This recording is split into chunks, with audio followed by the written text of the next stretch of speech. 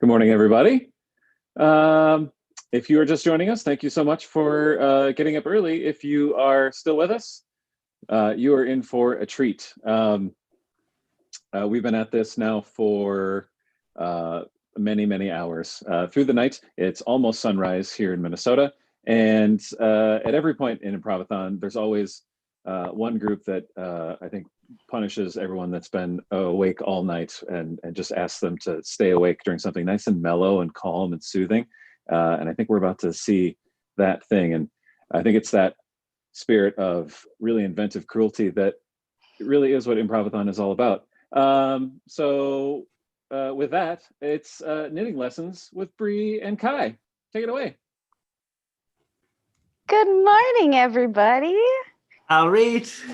I'm going to say good afternoon to them because it's technically the afternoon here in the UK. But only barely. Yeah, I got my lemur wallpaper for you. Thought you might like that. I do love your lemur wallpaper. Yes. I tried to make myself as nice and cozy as I could for our knitting lesson. So even though I came into the theater to stream for all of this and help with the tech, I found our couch in the green room and curled up with a blanket.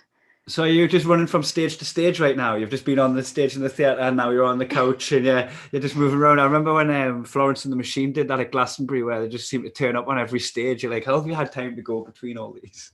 I mean, we just had a stage in Korea, so it does kind of feel like that. Great. How was that? How was that? How was watching improv in a different language? It was phenomenal. There was definitely a moment where several of us were like, wait, are we hallucinating that this is having random words of English inside of it, or did it just sound like when you try to decipher my accent and you know the words are in there, you've just got to do a vowel replacement service on every word I say? I'm sorry, I didn't understand that. Can you repeat what you said? Nah, nobody ever can. Everyone just always smiles and nods, like I can tell when people can't understand. When I did the tour of America, I will start knitting soon. You know what I'm like with my knitting. I talk more. I do. When I was doing the tour in America, I done for people that are watching, I don't know, I'm a stand-up comedian, and I toured America with Daniel Sloss. And when I'm on stage, and I kind of know what I'm going to say, and I kind of know how to say it to be understood. I know which words to switch. Like if I'm going to say dressing gown, I'll say bathrobe because you say bathrobe. We say dressing gown. I know what you say, but you don't know what I say. Or not. I mean, some of us know what you say. The broader public might be like, "What's he talking about?" If I say pavement, I mean sidewalk. Like I got you on the phone before. You called Christmas decorations that hang on a tree. You would call that an ornament. Yeah. And I would call it an ornament too. On a broader spectrum, an ornament can go on the fireplace. An ornament can go on your Christmas tree. An ornament could be a gnome in the garden. But specifically, an ornament for a Christmas tree is a bauble. So I say bauble to you, and you just looked at me like, "What's this bauble?" No, it's an ornament. Yeah. So what I need to do is when I go on stage and do stand-up to a room full of people who say a certain thing for certain things, certain words for certain things, I need to know that needs to be in my lexicon so I can perform that piece and it can be understood and picked up by everybody. But where I fall down is in general conversation. I can't rehearse my conversations. I can't be pre-prepared with my notes on what words you understand in a conversation. So every conversation I had in America for like 6 weeks, I could just see people going like so politely like, and I was like, I know that body language. If I'm gonna not understand this, but be too polite to ask and just pretend I know. So have you seen the film Snatch? Yeah, of course. Yes, of course. Right, Brad Pitt's character, the gypsy boxer. Have you ever actually watched that with subtitles? No. The subtitles make absolutely no sense as compared to what he's actually saying. Oh, good. But it might be decipherable. I might be able to. Where's the? Oh, that was right there. So, can I just show? I'll show what I'm making. I'll make this a little bit about knitting because even though I do just like chatting over my knitting, we are knitting. We are actually knitting. I'm making this cute little thing, right? So I started from here. That was the cast on. I worked up. I worked the two different colors as the nose went, and then now I am at the top of this. I'm at the top of this white line here.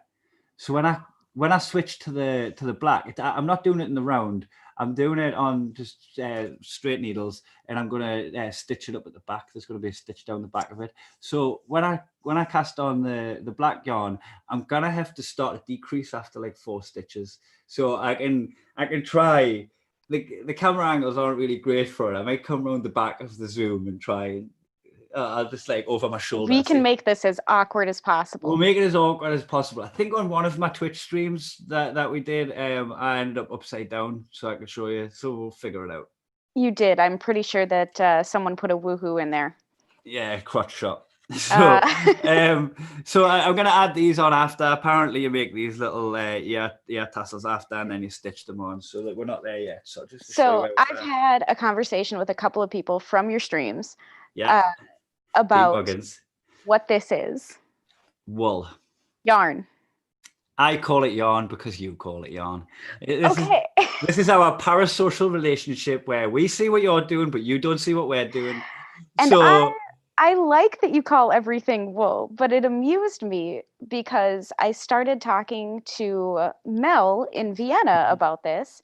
Yeah. And the German translation for what I'm using right now, which is mostly cotton-based, is called plant wool. Plant wool. Is that right? Or actually, the literal translation is tree wool. Yeah. So in my mind, wool is from a sheep. Yeah. Yarn can be made from anything. Oh, because this is something, I just thought it was from sheep. So my friend who's a vegan, he's a comedian called Donnelly.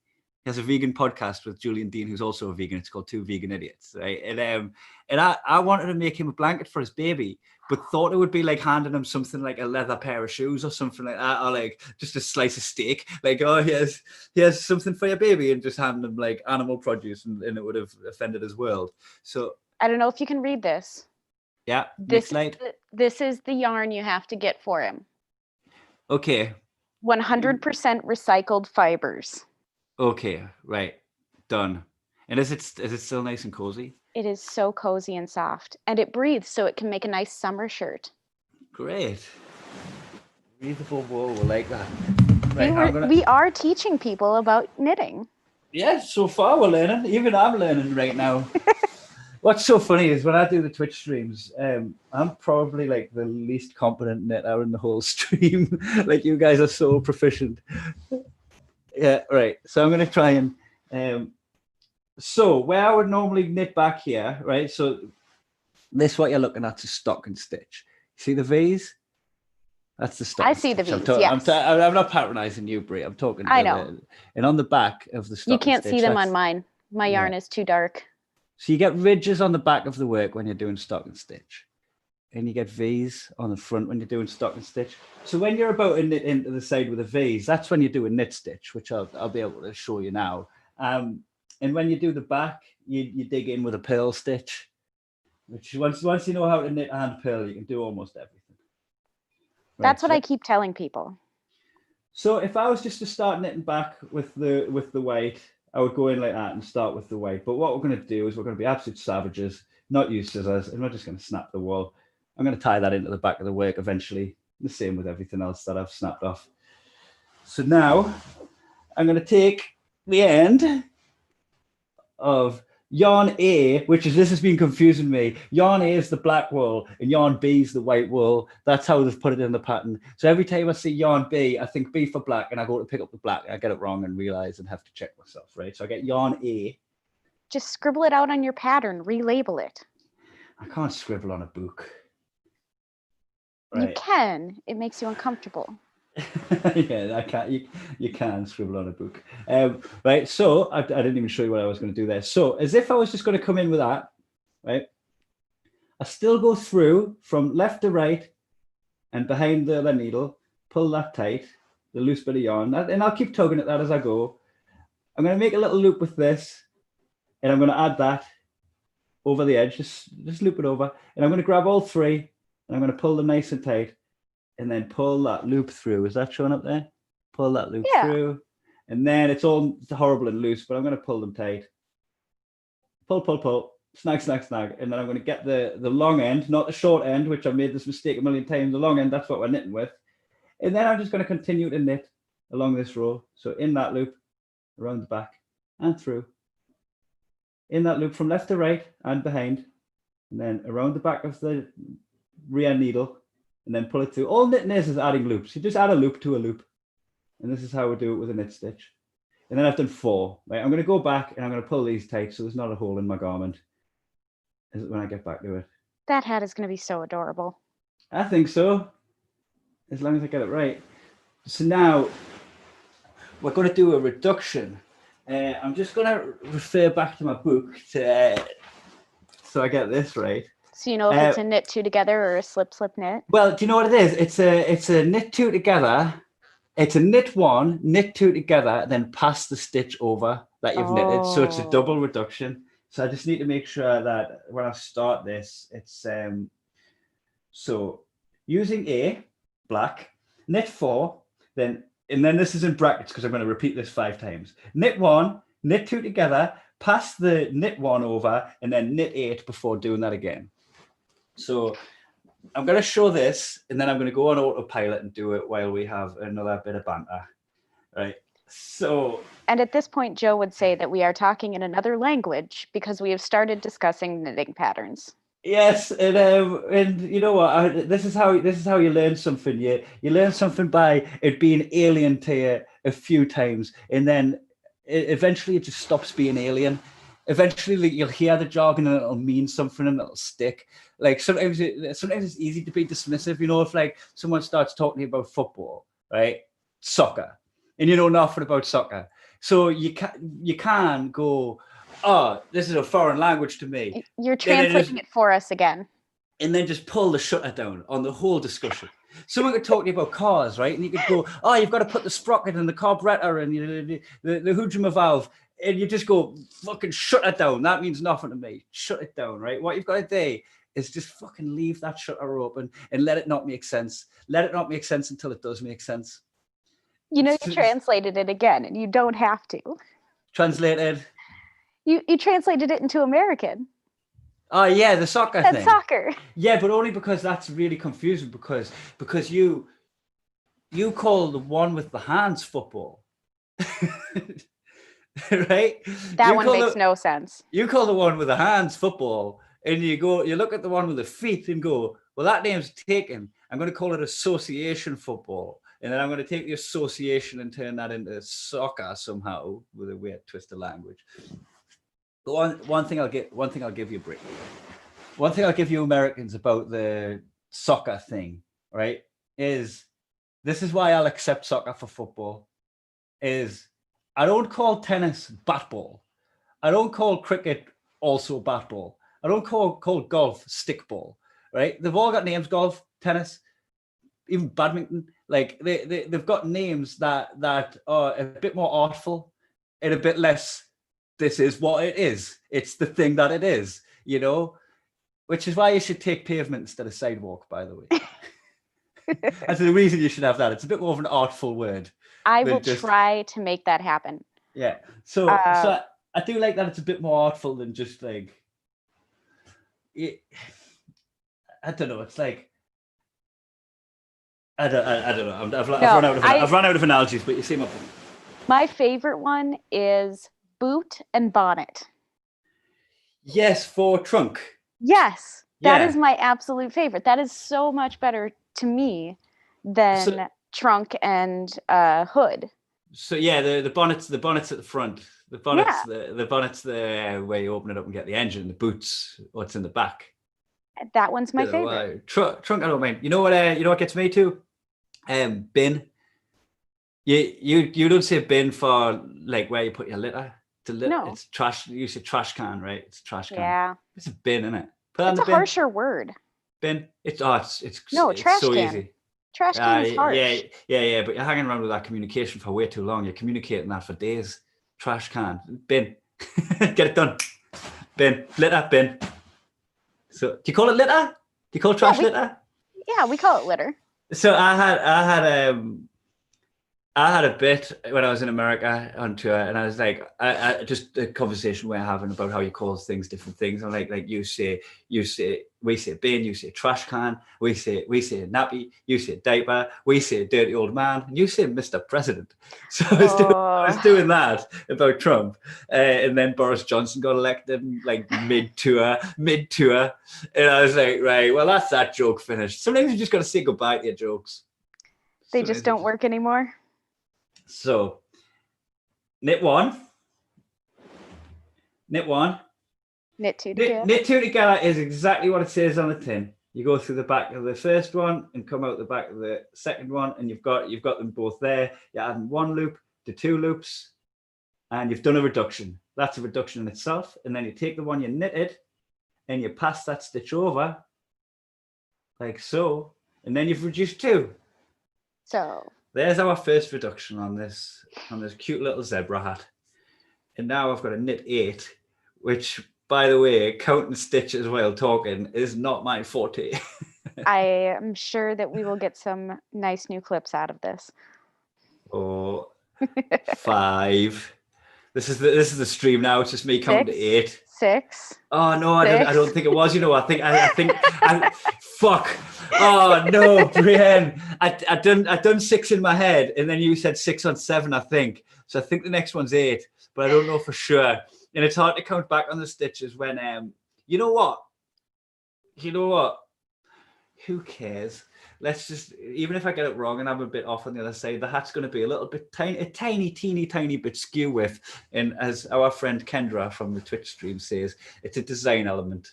It's not a mistake. You can blame it on me this time. I have absolutely messed you up. That is also why the project that I brought with, it may look complicated. I'm doing a shirt. It looks complicated. How do you get the ribbon? What did you do for the rib stitch? Was that just a change of, did you do the stocking stitch on the back? Yeah, all I did was switch to doing purl for those rows. Yeah, Isn't that great? Super easy. It was just 6 rows of knit, a row of purl, 6 rows of knit, a row of purl, and then the first row of each knit I would increase, which is how I got all of those little design holes. Yeah, that's great. I like that a lot.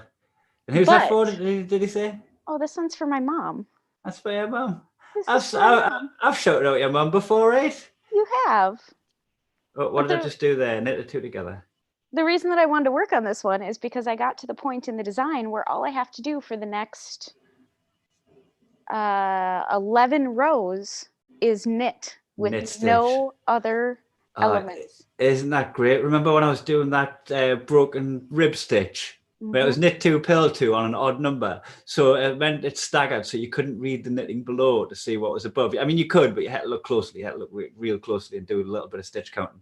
And like my whole stream was just me going, knit, purl, knit, purl, just trying to get to the end. That garment seemed to go on forever.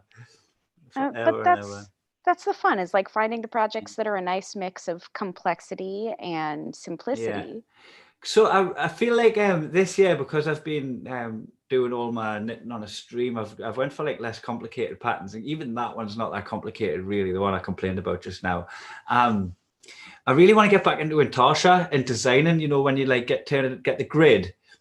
Yeah. You can do this. I'll explain it to people at home that don't know about knitting. You can get almost any picture and grid it. And that grid, it'll be, you can. So if you're getting a more complicated picture where there's a million different colors and some of the colors fade within a pixel, you can just choose, right? I'm going to make that one a red one. I'm going to make that one a white one. And you can take a grid and turn it into a picture. You just pixelate it. And then you can write code where you'd write like knit 3 red, knit 4 black, knit 3 red, knit 2 green, or whatever. And then when you come back along, that's your purl row, but you've got to make sure you write the code that way. Then purl 3 green, purl 4 black. So you can actually take a picture and decode it and put it into coding, which is what I did. I took my company logo and turned it into a Christmas jumper. I put a Christmas hat on it. I put like, it's a kangaroo with boxing gloves, Punch Drunk Comedy. And I put the Santa's hat on it. I gave it a Santa's beard. I wrote it into code. But then what happened is, you know, if you knit 10 across and knit 10 rows, that might not be a square. That might be a squat oblong, because you've got more that way than you have that way. So what you need to do is work out the ratio of how to make it a square and then add rows of code. And it's How did you figure this out? like on my own. Like I just went, right, I need to turn that picture into knitting. Knitting is pixels, pictures are pixels. And then I actually done, before I even put it on the jumper, I'd worked the jumper up, I'd done the waistband, I'd separated the front and the back, and I was about to get into the pattern. But I thought, you know what? I'm going to do a bit of the pattern just from cast on a bit of waist. I wasted 2 hours of my life, and then I realized it was going to be super squat. So what I worked it out as is like every third row, do that row twice, and then that would stretch it out a bit. And I thought even doing that, it would be imperfect, but it actually, you couldn't tell. It looks amazing. Like I was happy with how it turned out, but I had to do some quick maths on the ratio of height to width.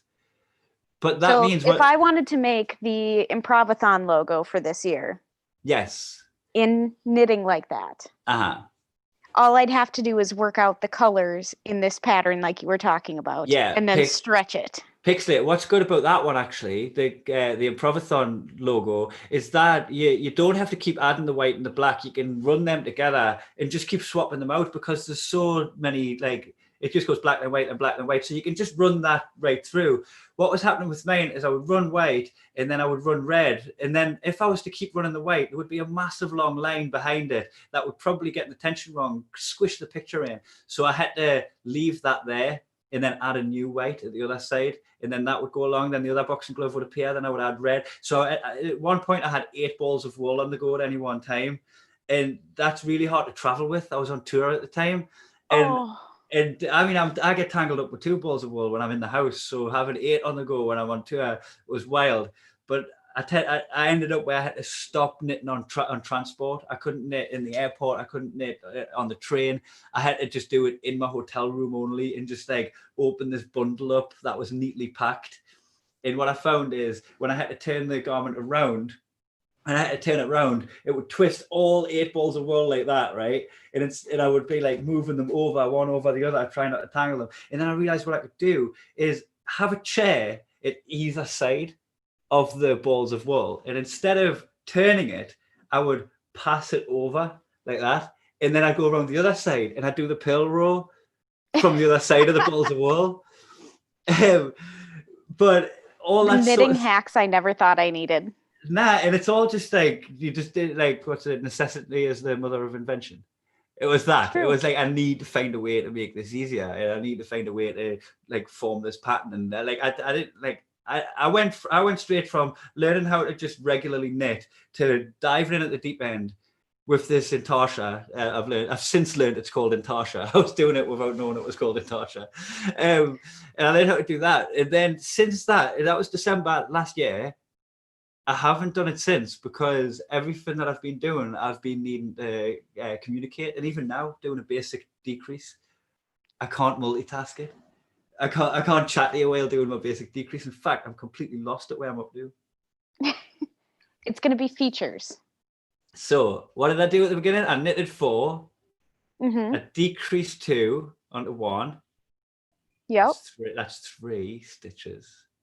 Right. Then but you only have to count the 1. 1, 2, 3, 4, 5, 6, 7, 8. No, and then I've actually messed this up already. You know what I'm going to do? I'm going to wing it.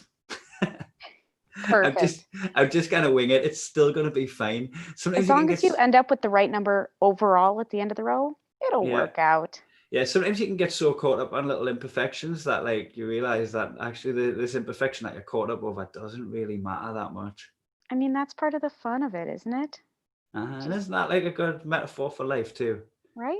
And overthinking. Just rolling with what happens, figuring it out as you go. Adapt and overcome. Yes. And then readjust as well. Sometimes life changes. Sometimes life will just like, that road's closed. You can't go that way. Go somewhere else. And you just go, right, well, I'm just going to have to figure this out. So... And then that thing you thought was a mistake suddenly becomes like, oh, this is this beautiful new invention of flipping the knitting over the chair. Yeah, exactly, right? Like them roadblocks, like, look at it this way, like I'm in this comedy industry where I'm traveling all the time. I'm going around the world. I'm having a great time. Everything's going fantastic. All of a sudden, you're not allowed crowds anymore. You're in the same boat, right? Yep. You're in the same boat. You know what I'm talking about. you don't allow crowds anymore, and your life is just like this. Oh shit, rudderless. I'm fucking rudderless now. I'm just in this ocean where I don't know where I'm going, and then you find And yet, a if that direction. hadn't happened, we never would have met. Nah, we wouldn't have met. Our whole community that we've built on Twitch, which started on Instagram and just grew Out its of own knitting. And it grew its own legs. Like, it's out of my hands now. This is bigger than me just knitting for people on a stream now. This is like, you guys could do, like, if I said, like, my time is served, bye guys, you would be sad, but you could go on without me, you know. Like, the whole Team Muggins thing that you've got going on it's bigger than the sum of its parts now. It's a lovely community of support, and isn't it great? Something that reminds me of what I have here at my theater and why it's so important to me. So yeah, and it's great what you guys are doing here. Really inspiring that you aren't letting you aren't being defeated. You're rolling your sleeves up and going, this is what it is. We're gonna have to deal with this. We're gonna have to come out swinging. We find ways to make it through.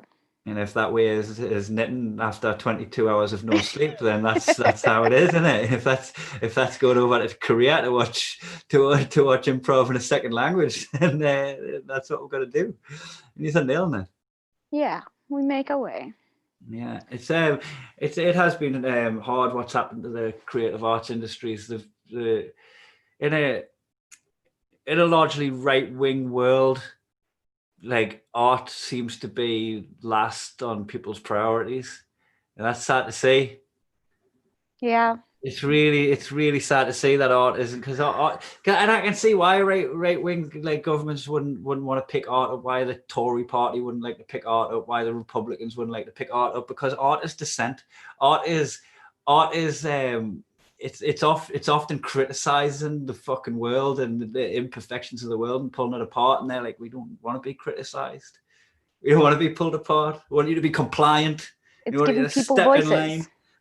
Yeah, it's given normal, regular people voices and freedom of expression. And if people can't express themselves, then they're gonna run their government smoother in their eyes. But it's they'll never shut the arts up. Never. No. Absolutely not. Kai, thank you so much for coming and knitting with me this morning. All right, that's enough out of you.